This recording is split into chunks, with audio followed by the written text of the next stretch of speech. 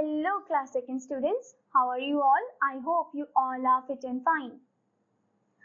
So in the earlier class we read a very interesting story that was Hansel and Gretel one, and I hope you have read that story once again and also did the warm-up activity. So now take out the new chapter, that is chapter 8, I am a bee. Bee means the honey bee who make honey for you, okay? Now before starting this chapter there is some warm-up activity. Animals give us many things. They give us a lot of things to make our life better. Match the following animal to what they provide. You have to match the following animal to what they provide. First one is cow. Okay, cow gives us milk. So you have to match cow with milk. Next one is hen. Hen gives us egg. So you have to match hen with egg. Next one is honeybee. Honeybee gives us honey. So you have to match honeybee with honey. Next one is sheep. Sheep gives us wool. So you have to match sheep with wool. Okay. So now let's start the chapter. We all like to have honey on our bread. But ever we have wondered where honey come from? Honey is made by bees. So यहाँ पर बोल रहे हैं कि हम सभी को हनी लगाना पसंद है अपने ब्रेड में. ओके. एंड कभी आपने ऐसा सोचा है कि ये जो हनी है ये कहाँ से आया है? हनी कौन बनाता है? हनी बनाते हैं बीज यानी कि मधुमक्खियां. Man has known honeybees for thousands of years. A very old rock painting shows honey being taken out of a hive of wild bees. तो जो ह्यूमन बीइंग है उनको हनी बीज के बारे में थाउजेंड ऑफ ईयर पहले ही पता चल चुका था, क्योंकि जो ओल्ड रॉक पेंटिंग है उसके जरिए ही हमें पता चला है कि जो अर्ली ह्यूमंस थे उनको पहले से ही पता था हनी के बारे में. ओके. कि कैसे वो हाइव से वो हनी निकालते थे, और हाइव जो है वहां पर हनी बीज रहते हैं और जंगली जो बीज होती है मधुमक्खियां वो रहती है वहां पर. A large colony of bees is called a hive. There may be up to 60,000 bees in a hive. Bees make their hives in the open, hanging their combs from the branches of trees. So यहाँ पर बोला है कि एक large colony of bees जो है उसको हम बोलते हैं hive.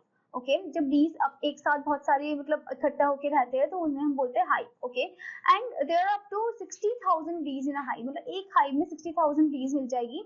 और बीज जो है वो अपने हाइव को बनाते हैं एक ओपन एरिया में हैंगिंग फॉर्म में. एंड देयर कॉम्स, वो जो हैंगिंग फॉर्म में होता है वो उनके कॉम्स होते हैं, उसको हम कॉम बोलते हैं. From the branches of tree, मतलब वो ब्रांचेस ऑफ ट्री से ऐसे हैंग हो रहे होते हैं वो जो कॉम्स है. Okay. Man can also make hives. The man who look after bees in a man-made hive is called the beekeeper. The group of hives he look after is called an apiary. So यहाँ पर बोला गया है कि जो human being है वो भी अपने हाइव्स वगैरह बनाते हैं हनी बी को रखने के लिए, और वो ह्यूमन मेड होते हैं, मैन मेड होते हैं, और उनको हम बोलते हैं बी कीपर. ओके. और जो ग्रुप ऑफ हाइव्स है जिनकी वो देखभाल करते हैं ह्यूमन बीइंग, उसको हम बोलते हैं apiary. Okay. It is pronounced as apiary. Okay. Now there is one queen bee in every beehive. She is slightly larger than a worker bee. The queen bee's only job is to lay eggs. She is fed by the worker bees and hardly ever leaves the hive. When the queen becomes old or weak, a new queen takes her place. तो यहाँ पर बोला गया है कि हर एक hive में queen B होती है, यानी कि एक रानी बी होती है. राजा भी नहीं होता, रानी बी होती है. ठीक है. और वो स्लाइटली थोड़ा बड़ी होती है साइज में, बहुत बड़ी और मोटी सी होती है, लार्जर होती है as compare to the worker bee. वहां पर कुछ काम करने वाली मधुमक्खियां भी होती है ज्यादातर, सभी मतलब, तो उनको हम वर्कर बी बोलते हैं. ओके. और जो क्वीन बी है उसका सिर्फ जॉब क्या है कि एग ले करना. उसका सिर्फ एक ही जॉब है, वो है एग ले करना.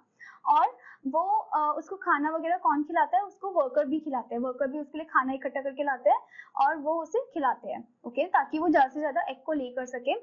एंड जो क्वीन बी है वो हार्डली कोई और काम करती होगी, वो हार्डली कभी बाहर निकलती होगी अपने छत्ते से, अपने हाइव से, बी हाइव से.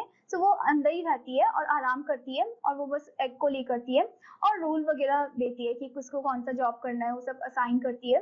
और व्हेन द क्वीन, पर हाँ, जब वो क्वीन भी बहुत ज्यादा कमजोर हो जाती है, बूढ़ी हो जाती है, तब तो वो एग ले नहीं कर सकती.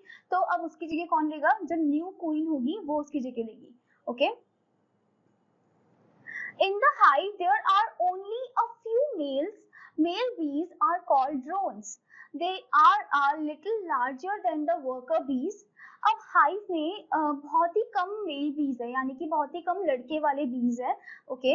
और ये जो मेल बीज है इनको हम क्या बोलते हैं, ड्रोन्स बोलते हैं, ओके। एंड ये जो ड्रोन्स का साइज है ये वर्कर बीज से थोड़ा सा बड़ा होता है, यानी कि वर्कर बीज से थोड़ा सा लंबे होंगे या मोटे होंगे, पर क्वीन बीज से कम होंगे वो, ओके।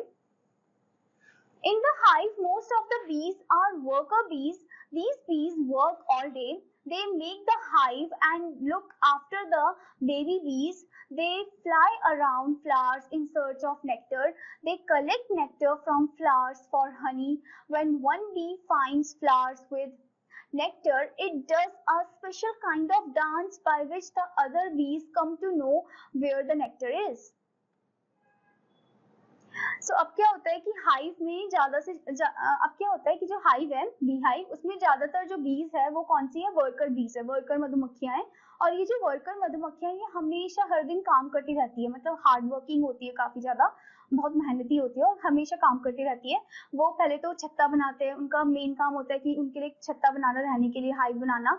और फिर जो बेबी बीज है, जो छोटे छोटे बेबी बीज है, उनका देखभाल करना। कुछ का काम होता है कि बेबी बीज का देखभाल करना, कुछ का काम होता है नेक्टर इकट्ठा करके लाना, कुछ का काम होता है रखवाली करना अपने घर की, ठीक है। तो सबको काम असाइन कर रखा होता है। और वो जो खाने की सर्च में होते हैं वो फ्लाई करते हैं अराउंड फ्लावर्स, वो ढूंढते हैं कि कौन से फ्लावर्स में उन्हें नेक्टर मिलेगा, और वो नेक्टर को फिर कलेक्ट करते हैं, कलेक्ट करके फिर उसे हनी में कन्वर्ट करते हैं। और जब एक बी को फ्लावर्स मिल जाते हैं काफी सारे नेक्टर से भरे हुए, तो वो एक स्पेशल काइंड ऑफ डांस करती है, वो जो मधुमक्खी है वो एक स्पेशल काइंड ऑफ डांस करती है, ताकि वो क्या करिए, इससे वो इनवाइट करिए दूसरी मधुमक्खियों को, अपनी साथी जो उसकी फ्रेंड्स यानी कि वर्कर भी कलीग्स है, मतलब उनकी, तो उनको वो इनवाइट करिए कि चलो आओ यहाँ पर, हमें बहुत सारा खाना मिल चुका है, नेक्टर मिल चुका है, जल्दी से इकट्ठा करते हैं और ले जाते हैं हाइव की तरफ, okay. The worker bees are very beneficial and important for the hive. Without worker bees, there would neither be hive nor any nectar collection. तो worker bees जो है वो काफी ज्यादा important है hive के लिए। अगर worker bees ही नहीं होंगे तो nectar इकट्ठा करके कौन लाएगा, बच्चों की देखभाल कौन करेगा, ओके। एंड इनका होना बहुत ज्यादा important है for making the hive.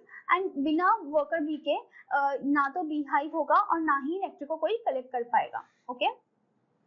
I hope student that you enjoy this story, and your homework is you have to read this story once again and also do the warm up activity. Till then students, take care. Bye bye.